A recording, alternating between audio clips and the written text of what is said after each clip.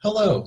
In this video, we're going to discuss the continuity and differentiability of a function.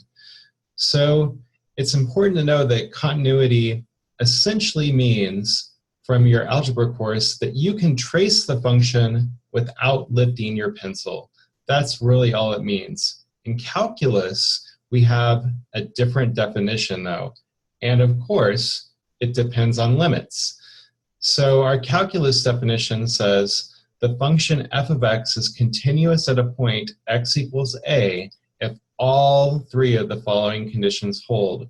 So the first one is the function at that point needs to be defined. So there has to be a y value for the x value.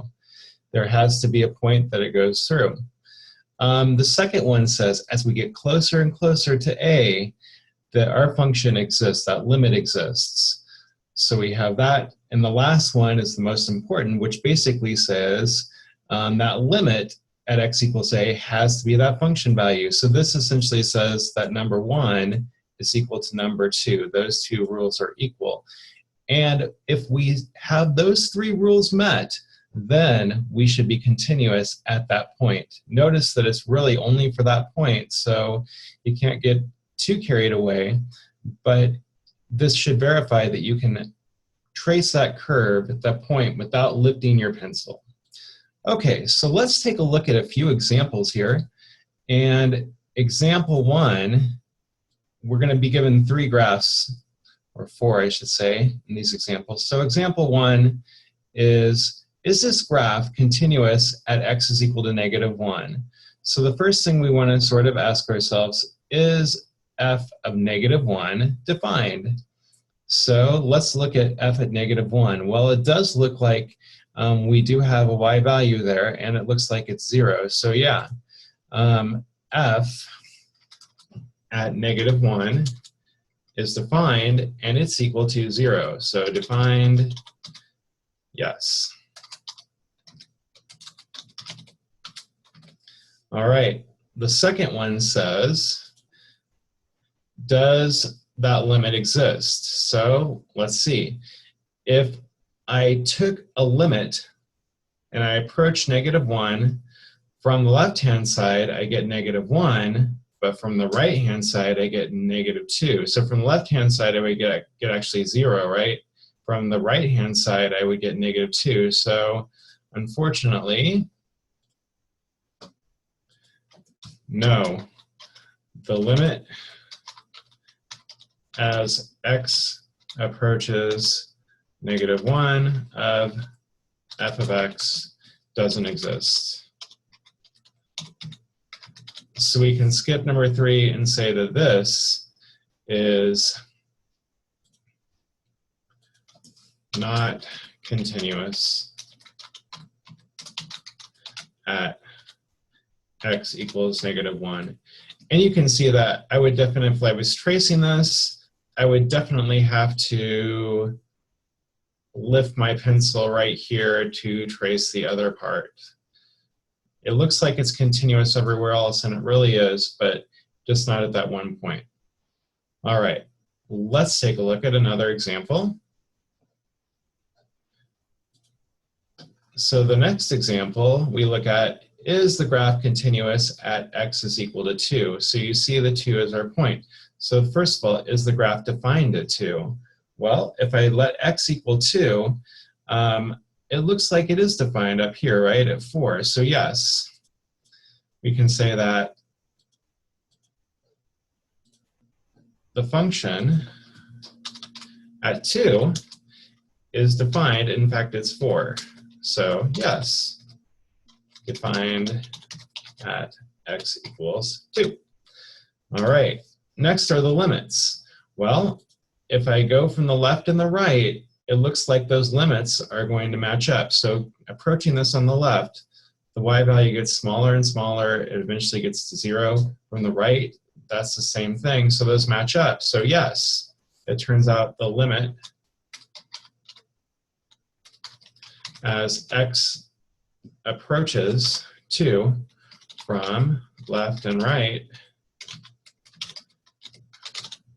is 0, so the limit exists.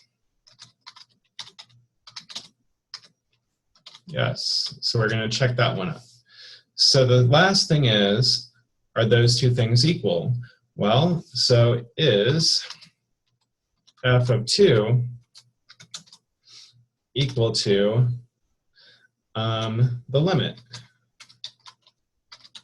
as x approaches 2, and what do you think? No.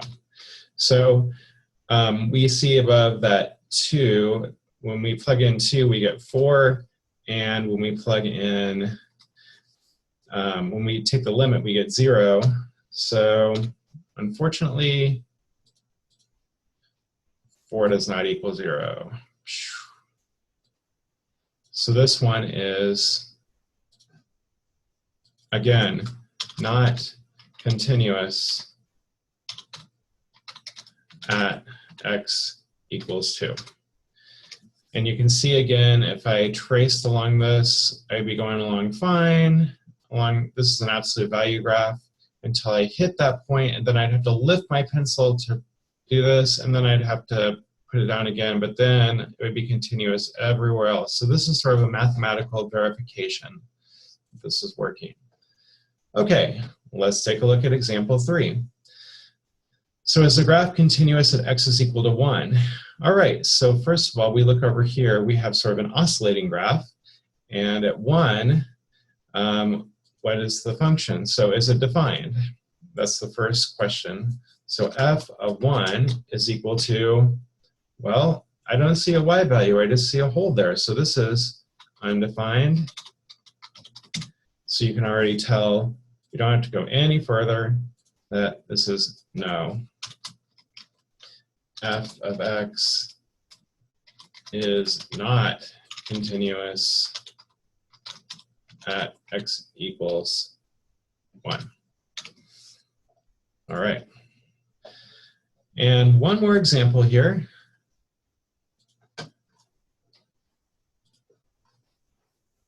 So we have sort of an interesting graph here. Is this graph continuous at x is equal to -4? So first of all, does the function exist at -4? Sure, it's 2. So we have that f of -4 is equal to 2. You can see that point there. Secondly, does the limit exist? Well, as we go from left and the right, it looks like it matches up. So the limit of f of x as x approaches -4 exists, and the y value is 2, so equals 2. And then finally, do those things match up? They sure do, don't they? So last but not least,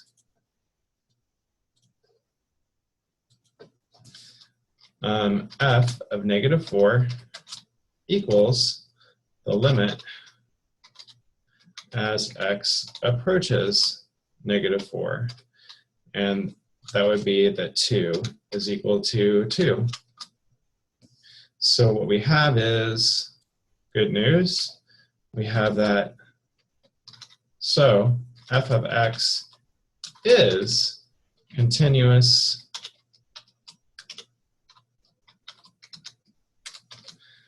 at x is equal to -4.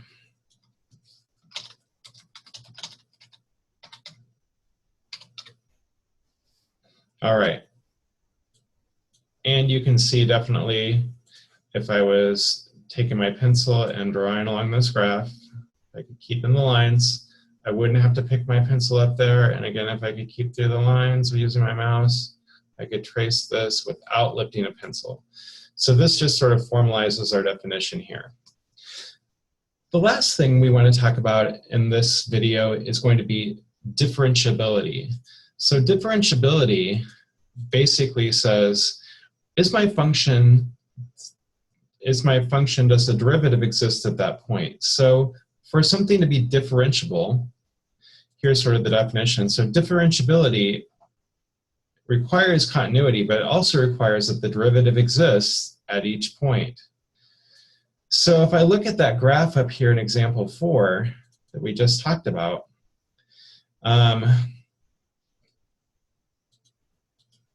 We did see that this was continuous at the point, but we have a sharp point here. This is a really sharp point here, and usually when we have sharp points in our graph, it's not differentiable. So it turns out that this is not differentiable at x is equal to -4. So it's continuous, but it's going to be not differentiable at x equals -4, which essentially says that the derivative doesn't exist. And so to see why, we can go ahead and try to compute the derivative of that function at that point. But what we need is actually a derivative. So I can show you the function that corresponds to this graph down here. The function is actually x plus 4 to the 2/3. And by methods that you'll learn soon, we can actually just use that power rule. So the simple power rule, I can take that 2/3 down in front of the x plus 4. I subtract 1 from the exponent, -1/3. And then I really take the derivative of the inside, which is 1. So this is the derivative of my function. When I plug in -4, and look at that point up there, I get 2/3 times -4 plus 4 to the -1/3, or 2/3 times 0 to the -1/3. But what does that negative mean? It means to flip it down in the denominator. When I do that, I get a 0 in the denominator. That's sort of a bummer. That means it's undefined there. So what that means is that at that point, -4, the derivative doesn't exist. And that's the only point, because that's the only point where I would get 0 at the denominator. Otherwise, I could plug in any other x value and get that to be differentiable, so the derivative would exist. So places where the graph aren't differentiable, they're sort of, for our class, they're linked into 3 sort of things. They're cusps. Cusps are the graphs like this, sort of like a seagull or like a little bird that you would draw when you're a little kid. It's a sharp cusp point. Another example would be nodes, like the absolute value graph in example 2. So if this was continuous, let's say we filled in this point and had this point down here, it would be continuous, but it still wouldn't be differentiable at that point because there's a sharp point called a node there. So we want to avoid the node. And then the last thing is the vertical tangent. So that's where the function's continuous, but the derivative doesn't exist at that point. So when you take x to the 1/3, derivative would be 1/3 x to the -2/3. Again, at 0, you would have that point where the graph would be continuous, so it looks something like this. But at this point here, the tangent line would be so steep that it would be, if I could draw it with my mouse, it would be exactly like this. It'd be vertical, so that slope is undefined there. So when you have something like that, or something like this, or something like this, those are going to be points where it's not differentiable. But the key is, we saw something above. So in fact, each one of these 3 points, 3 functions, is continuous at that point, but they're not differentiable at that point. So we can say that continuity doesn't necessarily imply differentiability. So we can be continuous but not differentiable. Sorry, that's a hard word to say. But if the function does have a derivative, so if it is differentiable, then that does imply that it's continuous. So these are some important things to be cognizant of as we go along. And I hope this has helped you understand more about continuity, a topic that sometimes we have some problems with. Okay, thank you.